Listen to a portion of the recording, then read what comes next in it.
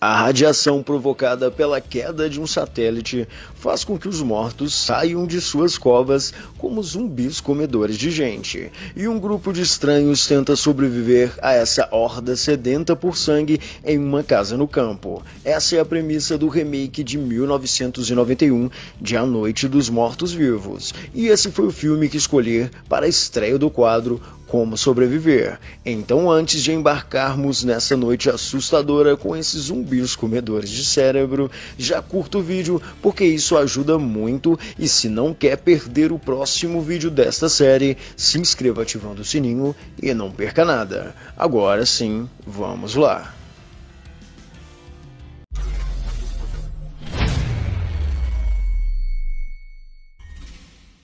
Os irmãos Johnny e Bárbara estão viajando por 300 quilômetros para visitarem o túmulo da mãe falecida. E ali mesmo, já no início do filme, nos deparamos com os primeiros zumbis. Aqui provavelmente eu não teria o fim prematuro de Johnny, que cai de cabeça em um túmulo e acaba se ferindo gravemente. Em um lugar tão isolado, eu com certeza não ficaria tão calmo e brincalhão quanto ele, vendo que um estranho se aproximava. Então seria muito improvável eu ser pego de surpresa em um lugar tão aberto, onde eu poderia ver alguém se aproximar facilmente.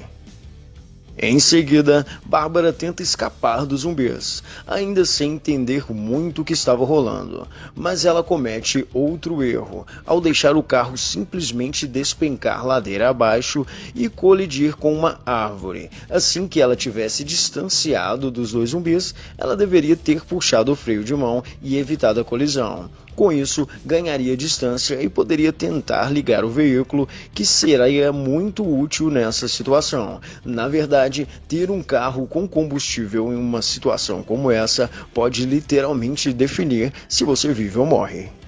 Mas com isso, ela tenta escapar a pé. Os zumbis são bastante lentos, apesar de parecerem mais espertos, pois ao atacar Bárbara no carro, o zumbi usa um tijolo para quebrar o vidro. E depois de correr dos comedores de cérebro, Bárbara encontra uma casa. E faz aquilo que parece estar no manual de qualquer filme de terror. Ela entra na casa xeretando e fazendo muito barulho. Além do mais, nem se preocupa em fechar a porta que estava atrás dela. Parece que ela não aprendeu nada com o último ataque. Ela está em choque, então podemos dar um desconto. Porém, se você surtar em uma situação de sobrevivência, suas chances de viver podem acabar zerando.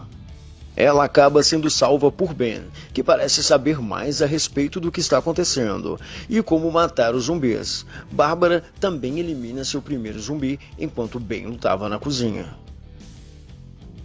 Ben ainda mata alguns lá fora, e aqui já deu para perceber que esses zumbis não têm muita coordenação e menos ainda velocidade ou agilidade, o que é um ponto a favor deles, que agora também tem uma importante informação: os zumbis podem ser mortos com golpes na cabeça. Ben decide passar a noite naquela casa, pois tem pouca gasolina e poderia acabar ficando sem em uma situação ainda pior. O que não é errado, mas pode ser uma péssima escolha, pois em pouco tempo eles já tinham avistado zumbis por lá, o que deixa claro que é uma área bem movimentada. No fim, decidem ficar por ali, pois estava escurecendo e até que faz sentido, pois à noite eles teriam uma grande desvantagem, por mais que os zumbis sejam lentos. Mais adiante, eles acabam sendo surpreendidos ao descobrirem que haviam pessoas vivas ali na casa, no porão. Ben acha que o porão não é seguro, pois poderiam ser encurralados lá embaixo. Então, ele, Bárbara, Tom e a namorada de Tom decidem pregar tábuas e reforçar as janelas e portas. E aqui está um dos principais erros de sobrevivência do Ben. Bárbara, que estava mais calma, observou que os zumbis eram muito lentos e que nem precisavam correr para fugir deles, que poderiam fugir até andando. Ela diz que podem fugir antes que seja tarde e fiquem encurralados, mas Ben se nega. Aqui, o que eu faria seria eliminar os zumbis que iam aparecendo aos poucos. Assim, eles não iriam se acumular. E, claro, evitaria fazer barulho. Isso claramente chamava a atenção dos zumbis e os atraía até a casa. Ao invés disso, eles berram o tempo inteiro e fazem mais barulho que uma obra. Aos poucos vão ficando cercados e, obviamente, Ben já não era um bom líder, pois ignorou tudo isso e ficou na negação mesmo. Já que estavam se encurralando, deveriam usar os móveis mais pesados da casa para bloquear as portas. Os vidros eram mais frágeis e logo seriam destruídos mesmo, mas poderiam ser úteis, pois com uma faca e um cabo de vassoura qualquer, era possível fazer lanças e como esses zumbis são bem lerdos, eles poderiam matar muitos quase sem nenhum esforço, com lanças improvisadas para não precisarem se aproximar ou sequer sair da casa. Gente, não é brincadeira, esses zumbis realmente são mortos de tão lerdos. Os zumbis começam a aumentar de número e o óbvio acontece. Logo uma das portas é derrubada, muita gritaria e pouca ação, mas ele deixa a porta cair e Bárbara o mata. Tá legal que ela está bem mais corajosa e tem muito mais atitude do que horas atrás.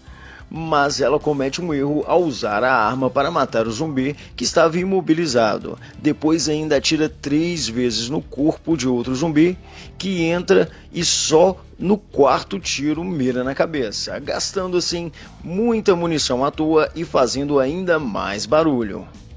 Quando poderia ter usado uma faca ou algo cortante, poupando munição e sendo mais silenciosa.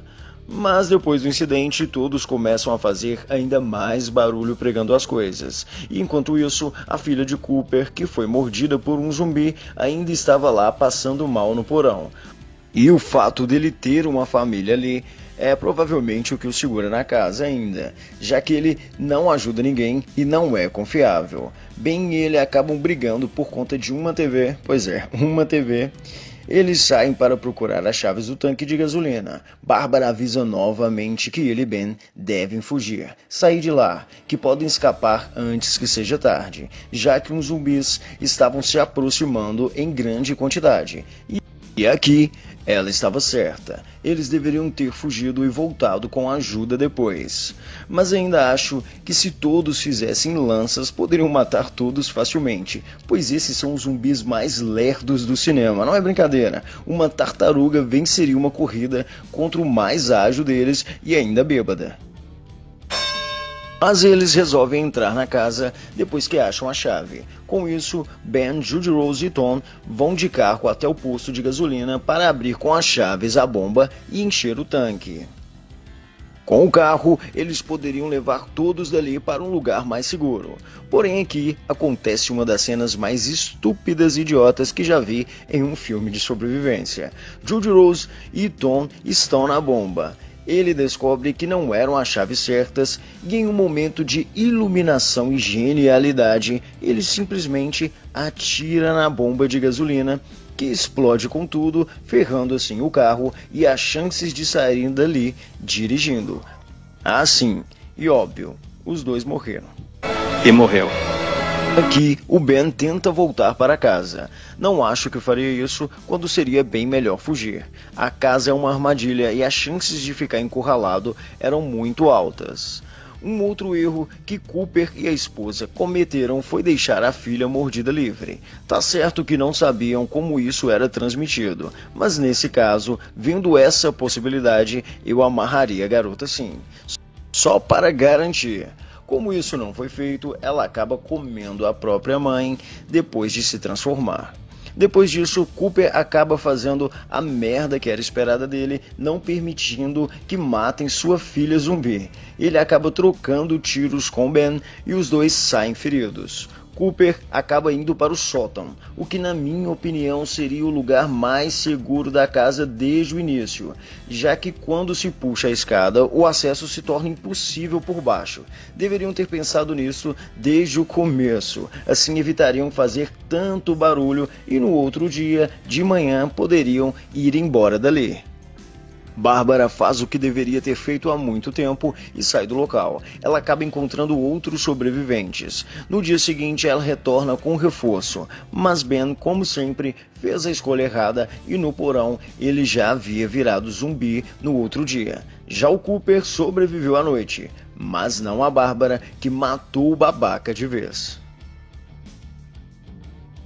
Bom, pessoas, aqui o maior erro de sobrevivência foi o comodismo. Era evidente que a casa não suportaria um rebanho grande de zumbis e acabaria sucumbindo. Ben parou de se movimentar e acreditou, mesmo ignorando os sinais, que tudo ficaria bem ali, mentindo para ele mesmo. Em uma situação de sobrevivência, nunca devemos nos enganar perante os sinais e nem mesmo nos acomodar em momentos críticos.